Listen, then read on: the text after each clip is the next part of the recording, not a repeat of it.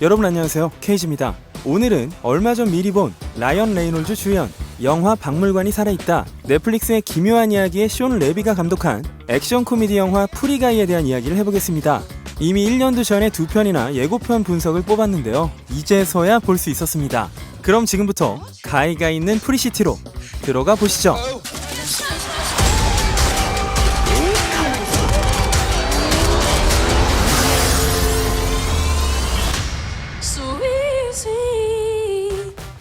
그런데 이 영화 족보부터 좀 정리하고 가야겠습니다. 원래 프리가이의 제작사인 20세기 폭스는 2019년에 디즈니에 인수가 되면서 사명이 디즈니 산하의 20세기 스튜디오로 바뀌게 되는데요. 프리가이는 여기서 제작된 첫 번째 영화가 되겠습니다. 2020년 7월에 개봉 예정이었던 이 영화는 3번이나 개봉을 연기해야만 했고 1년이 넘게 지나서 선을 보이게 됐죠. 하지만 디즈니 영화가 됐기 때문에 어떤 재밌는 상황들이 벌어집니다. 그건 이따가 설명드릴게요. My name is Guy, and I live in Free City. 이 영화는 전 세계에서 가장 인기 있는 폭탄과 총탄이 난무하는 흡사 GTA 같은 게임 프리시티 속에 살고 있는 논플레이어블 캐릭터, 줄여서 NPC인 가이의 이야기입니다. 가이는 항상 쳇바퀴 돌듯 평범하고 지루한 일상에 늘 같은 옷에 늘 같은 커피를 사 마시고 죽어도 언제나 같은 침대에서 일어나는 마치 타임루프 같은 삶을 살고 있습니다. 영화 사랑의 블랙홀 같죠? 길바닥에선 정해진 대사만 하고 돈도 별로 없고 은행털이 퀘스트로 킬당하거나 빤스런하는 그런 목급도 안 되는 잡캐에 불과했던 가이를 보여주는 영화 초반, 지루함을 타파하기 위해 가이를 데드풀처럼 수다스럽게 떠들고 Why the fancy red suit, Mr. Poole? Oh, that's because it's Christmas Day, Dopinder. And I'm after someone on my naughty list. 레고 무비처럼 낙천적인 캐릭터로 묘사하죠. Overpriced coffee. That's $37. Awesome! 라이언 레이놀즈가 라이언 레이놀즈 하는 건 여전히 신선했고 초반부는 흥미롭게 잘 장식이 됩니다. 라이언 레이놀즈 특유의 감각에 NPC라는 특징이 더해져서요, 웃음이 피식피식 나오게 되는 순간들이 있죠. 그런 가이는 어느 날 운명적인 상대 몰로토프거를 발견하고 선을 넘게 되는데요. Excuse me. 급기야 NPC 주제에 템을 손에 넣고 게임 운영자에게 걸리기까지 합니다. 게임 운영자는 가이를 NPC 스킨을 입힌 핵쟁이로 오인하고 추적을 시작하죠.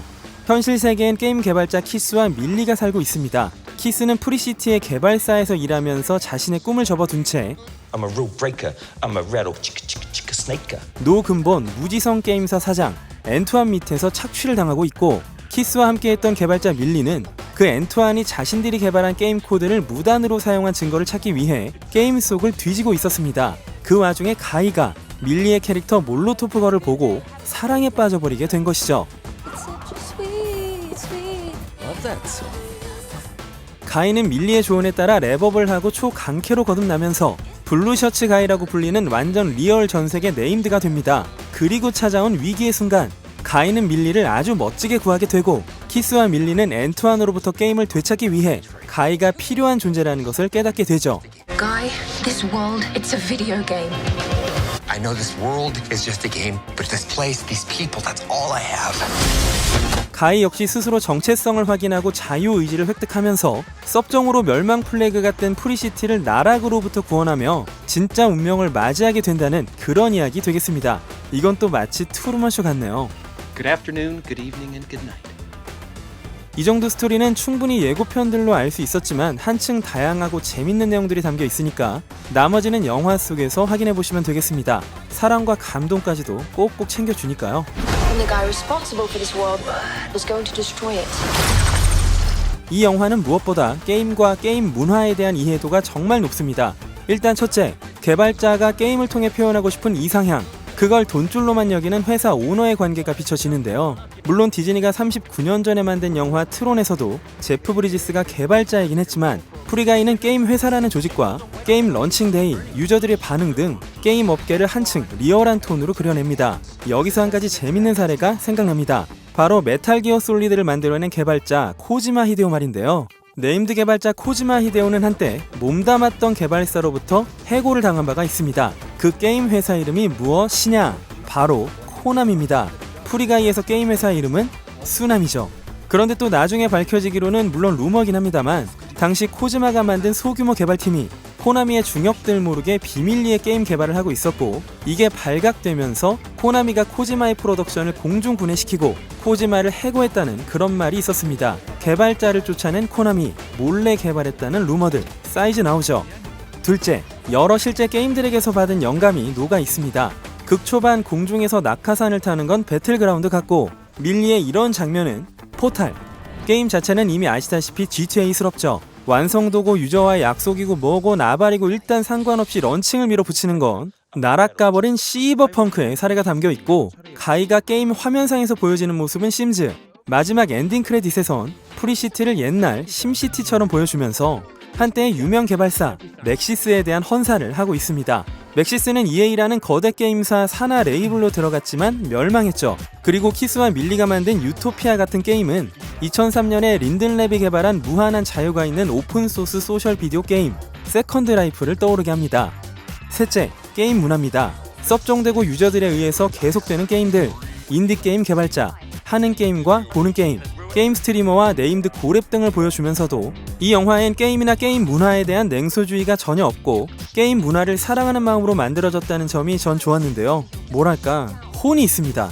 미디어와 권력자들은 문화에 일절 기여는 못하면서도 게임을 패거나 뜯어내기만 하잖아요. 이 영화는 게임이나 서브컬처를 좋아하는 사람들을 좀 뜨겁게 만들어주긴 할 것 같습니다. 이 영화가 게이머를 겨냥하고 만들어진 건 분명하지만 게임을 잘 하지 않고 좋아하지 않는다고 해서 즐겁지 않을 영화도 아닙니다. 레고 모른다고 레고 무비가 재미없었던 것도 아니니까요. 다만 저처럼 게임을 좋아하신다면 많은 이스터에그들을 읽어내실 수 있을 겁니다. We can save our world, but we have to fight together. 이 영화는 AI와 자유의지도 그려내고 있죠. 일론 머스크의 말처럼 우리 삶의 모든 것이 시뮬레이션이라면 그 질문을 가이도 받게 된 거니까요. 이 영화는 아까 언급한 것처럼 레고 무비, 데드풀, 사랑의 블랙홀, 트루먼 쇼가 떠오르는 부분이 분명 있지만 게임 속에 들어가는 건 트론, 진실을 모른 채 가상현실 속에 살다가 각성하고 강력한 존재가 된다든지 스미스, 아니 토끼에게 쫓기는 건 매트릭스의 네오를 똑 닮았습니다. 이 모든 걸 마구 차용했다기보다는 아까 언급했던 게임들의 사례처럼 헌사를 담아 영화 속에 녹여냈죠. 훗날 만약 가상의 캐릭터와 실제 사람이 구별이 가지 않을 정도가 되면 어떤 AI가 스스로 살아있다고 자각을 한다면 뭔가 정말 재밌는 일이 벌어질지도 모르겠습니다. 하지만 스카이넷의 사례를 잊어서는 안 되겠죠. 아까 인트로 때 말씀드렸던 디즈니라서 재밌는 썰을 풀어보자면요. 이 영화는 상당히 디즈니스럽습니다. 90년대 디즈니 영화 같은 가족적이고 유쾌한 감성도 좀 있죠. 그럼에도 디즈니 영화치고는 욕설과 살짝 선 넘는 개그가 있기도 합니다. Is that a Glock in your pocket? No. What? 디즈니는 게임을 주제로 다뤄본 경험도 있습니다. 이미 트론과 후속편, 트론 레거시 같은 게임 속 세계를 주제로 한 영화도 있었고 게임 캐릭터의 모험을 그린 주먹왕 랄프도 있었죠. 그 영화적 경험치에 판권 공룡이 된 현재 휘두를 수 있는 광선검과 방패가 있다면 바로 엄청난 까메오들이겠죠. 아마 깜짝 놀라실 겁니다. 보스턴 근처에 사시는 그분도 나오니까요. 보스턴 하니까 말인데요. 프리시티 시가지는 보스턴의 다운타운인데 제작사 스튜디오 질비안, 뉴욕도 LA도 아닌 정말 굳이 왜 보스턴일까 싶었거든요. 생각보다 규모가 크지 않으니까요. 그런데 되려 아기자기한 맛이 있어서 프리시티를 표현하는데 최적이 아니었나 싶었습니다. 숀 레비 감독은 맨 중에 맨 휴잭맨에게 라이언 레이놀즈를 소개받아서 캐스팅하게 되었다는데요. 역시 라이언은 호감형 배우였고 숀 레비가 이미 인연이 있는 기묘한 이야기의 조키어리, 킬링 이브의 조디 코머도 상당히 매력있고 사랑스럽게 나옵니다. 엔투안 역의 타이카 와이티티도 한 대 쥐어받고 싶을 만큼 연기에 완전 물이 올랐죠. 아, 그리고 기묘한 이야기 시즌2 1화에 이 오락실 찐따 기억해 두실 필요가 있습니다. 지금까지 여러 썰을 풀었지만 이 영화의 가장 중요한 가치는 오리지널 영화라는 거. 완전 새로운 아이디어였고 기존 IP나 원작 코믹스가 있거나 전작이 있는 후속편도 아니죠. 정말 최고의 게임 영화 중에 하나였고요. 물론 게임을 테마로 했을 뿐이고 어떤 원작 게임에 기대지 않았다는 점도 좋았네요. 네, 오늘은 여기까지 하겠습니다. 즐겁게 보셨다면 구독과 좋아요, 알람 설정 부탁드리겠고요. 지금까지 기묘한 K씨의 K였습니다.